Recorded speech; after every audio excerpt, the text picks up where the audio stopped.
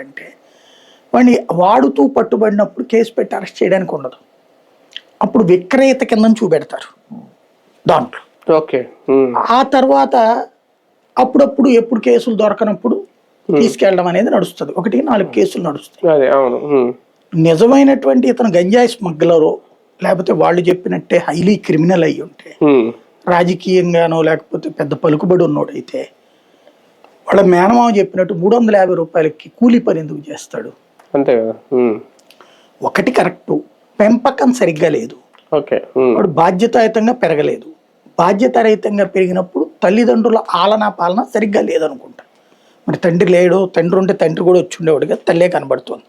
అంటే ఒక తల్లి పాల ఇదయ్యేటప్పటికి సహజంగా కాస్త రఫ్ అండ్ టఫ్గా పెరిగి ఉంటాడు. వాడికి ఆ రీల్స్ చూస్తుంటే ప్రొఫెషనల్ వాడెవడు కూడా రీల్స్ చేయడు.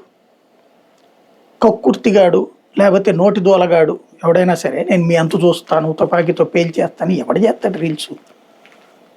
ఉడుకుమోత్తనంతో పిల్లతనంతో పిల్ల చేష్టలు ఉన్నోడు అది.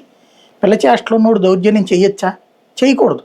వాళ్ళకి ఎట్లాంటి ట్రీట్మెంట్ ఇవ్వాలి? వెంటనే మనకిప్పుడు యోగి ఆదిత్యనాథ్ గుర్తుకొస్తున్నాడు. యోగి ఆదిత్యనాథ్ పిల్ల ఎదవల్ని ఎవరిని చంపలా.